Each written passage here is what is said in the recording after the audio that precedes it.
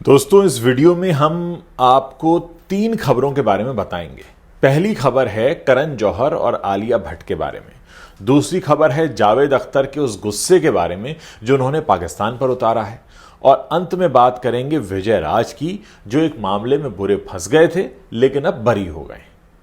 Film maker Karan Johar ने उन लोगों को करारा जवाब दिया है जो अब भी आलिया भट्ट को नेपोकिड कहकर बुलाते हैं। एक इंटरव्यू में उन्होंने साफ कहा कि अब वो नेपोटिज्म की इस बहस से तंग आ गए।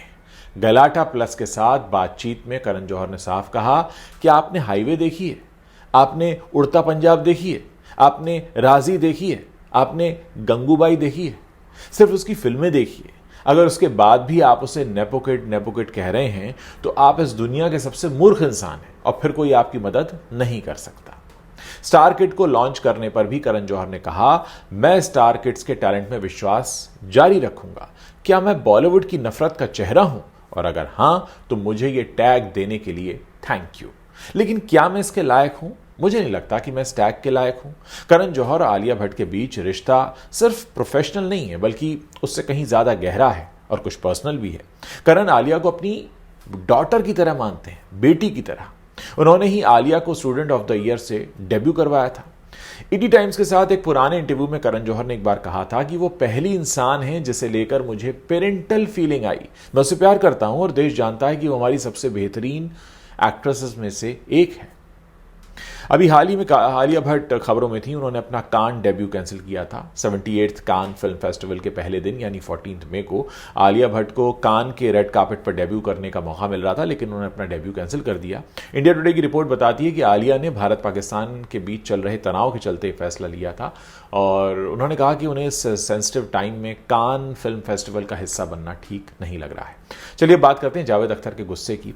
मशहूर लेखक और गीतकार जावेद अख्तर ने पाकिस्तान के सेना प्रमुख जनरल असीम मुनीर के हिंदुओं को लेकर दिए गए बयान पर बड़ी कड़ी आपत्ति जताई है। साथ ही उन्होंने असीम मुनीर को भी बहुत असंवेदनशील यानी संवेदनहीन आदमी कहा है।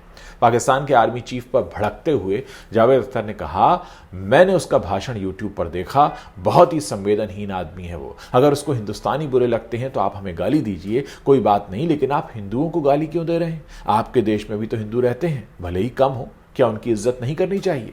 जावेद अख्तर ने नेताओं और फौज पर लगाया भड़काने का आरोप। जी हां, जावेद अख्तर ने मशहूर वकील कपिल सिब्बल के यूट्यूब चैनल पर बात करते हुए कहा कि अगर पाकिस्तान की सरकार और फौज बुरा बर्ताव करती है तो इसका असर सबसे पहले पाकिस्तान के आम नागरिकों पर पड़ता है। हमारा विरोध सिर्फ पाकिस्तान की सरकार, फौज या आतंकवादियों से है, आम लोगों से नहीं है। अख्तर ने कहा, कोई भी देश एक जैसा नहीं होता, हर देश में अच्छे बुरे लोग होते हैं। पाकिस्तान के आम लोग हमारे दुश्मन नहीं हैं, वो भी हमारी तरह अमन चाहते हैं, शांति चाहते हैं, लेकिन उनके नेता और फौज उन्हें भड़काते हैं।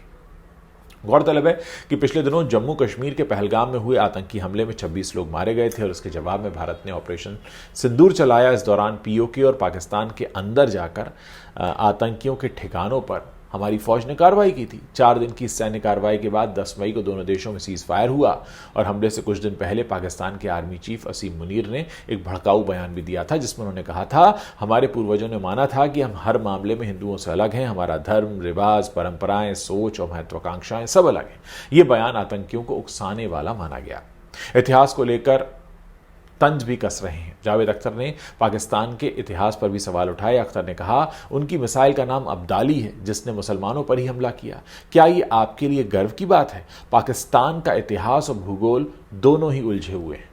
वो कश्मीर युद्ध की उन्होंने याद भी दिलाई। अख्तर ने करगिल युद्ध का जिक्र करते हुए कहा, जब हमारे सैनिक शहीद होते हैं तो हम उन्हें सलाम करते हैं, लेकिन करगिल में मारे गए पाकिस्तानी सैनिकों के शवों को उनकी फौज तक ने वापस लेने से इंकार कर दिया। भारतीय सैनिकों ने ही फिर बाद में उन्हें सम्मानपूर्वक दफना दिया। अब बात करते हैं विजय राज की। अभिनेता विजय राज को यौन उत्पीड़न और पीछा करने के आरोपों से अब बरी कर दिया गया है। असल में फिल्म शेरनी, जिसमें विद्या बालन की मेन रोल था, उसकी शूटिंग के दौरान एक सहकर्मी ने उन पर यौन उत्पीड़न का आरोप लगा दिया था और ये कहा था कि विजय राज मेरा पीछा करते हैं। अब न्यायालय ने मुकदमे की सुनवाई पूरी करके उन्हें निर्दोष करार दिया है और उनके खिलाफ लगाए गए सभी आरोपों से उन्हें बरी कर दिया है। उनकी वकील हैं मशहूर अधिवक्ता सवीना बेदी सच्चर। उन्होंने बताया कि अभिनेता विजयराज जो नागपुर के पास शेरनी की शूटिंग कर रहे थे, इस मामले के चलते न केवल उन्हें फिल्म की शूटिंग अधूरी छोड़नी पड़ी बल्कि इसके बाद उन्हें कई सारे काम भी गंवाने पड़े। हालांकि अब जब उन्हें न्यायालय से पूरी तरह से निर्दोष साबित कर दिया गया है, वो आशा करती हैं कि ये मामला उन लोगों के लिए एक मिसाल बनेगा जो बेवजह किसी पर आरोप लगा देते हैं, उसे दोषी बना देते हैं। ये मामला 4 नवंबर 2020 का है, जब मध्य प्रदेश के बालाघाट में एक होटल में रुके हुए फिल्म क्रू की एक सदस्या ने छेड़छाड़ का आरोप विजयराज पर लगा दिया था। उसके बाद विजयराज गिरफ्तार हुए, फिर उन्हें उसी दिन जमानत दे दी गई, रिहा कर दिया गया। मैं आपको याद दिला दूं, विजयराज जो शुरू में पॉपुलर हुए थे, वो कौआ बिरयानी नाम का एक सीन है, आप देखिएगा यूट्यूब पर, फिल्म रन का ये सीन है, कौआ बिरयानी वाला सीन, उसके लिए बड़े पॉपुलर हुए थे। उसके बाद उन्होंने कई सारी फिल्मों में, धमाल में काम किया, वेलकम, दीवाने हुए पागल, रघु रोमियो, मुंबई एक्सप्रेस, ऐसी कई सारी फिल्मों में उन्होंने काम किया। लेकिन दोस्तों, आप देखिए ना कि किस तरीके से करण जौहर अभी भी झंडा लेकर खड़े हैं कि मैं तो नेपो किड्स को लॉन्च करता रहूँगा, और आलिया भट्ट के लिए तो वो भिड़ गए हैं कि आप आलिया भट्ट को नेपो किड नहीं कह सकते। वैसे दोस्तों, अगर हम देखें तो हम रणबीर कपूर को भी नेपो किड नहीं कह सकते हैं, क्योंकि रणबीर ने अपने दम पर जगह बनाई है। चाहे उनकी लास्ट रिलीज फिल्म की हम बात कर लें, एनिमल की, या रॉकस्टार की, या हम किसी भी और फिल्म को अगर हम उठाकर देखें, कम से कम हर किसी फिल्म में, भले उनकी कोई फिल्म फ्लॉप हुई हो, चाहे बर्फी हो, तमाशा हो, कोई भी फिल्म हो, इनफैक्ट जग्गा जासूसी क्यों ना हो, फिल्म भले ही फ्लॉप हो गई हो, लेकिन लोगों ने रणबीर की एक्टिंग को पसंद किया। तो कहने का मतलब ये है कि करण जौहर ये कहना चाह रहे हैं कि सिर्फ फिल्म फैमिली से आना ही किसी को नेपो किड नहीं बना देता। कुछ लोग हैं जो अपने दम पर जगह बना रहे हैं, लेकिन हाँ, कुछ लोग हैं जो ज़बरदस्ती घुसने की कोशिश करते हैं। लेकिन करण जौहर जहाँ पर खड़े हुए हैं, वो कह रहे हैं कि भाई मैं तो नेपो किड्स को लॉन्च करता रहूँगा। और हाल ही में खबर ये आ भी गई है कि अगस्त्य नंदा जो हैं, वो राजेश खन्ना की जो ग्रैंड डॉटर हैं न्योमिता, उनके साथ लॉन्च होने वाले हैं। तो कुल मिलाकर फिल्म इंडस्ट्री की हालत चाहे जो हो गई हो, नेपोटिज्म का झंडा जो है वो अपनी जगह पर लगा हुआ है और लोग लगे हुए हैं। दूसरा, जावेद अख्तर ने जिस तरह से कहा कि हमारी दुश्मनी पाकिस्तान के आम लोगों से नहीं है, हम उनकी फ़ौज, उनके नेता और उनके आतंकवादियों से लड़ रहे हैं, इसको लेकर भी उनको काफ़ी ट्रोल किया गया है। इस बारे में भी काफ़ी सारे लोगों ने लिखा है।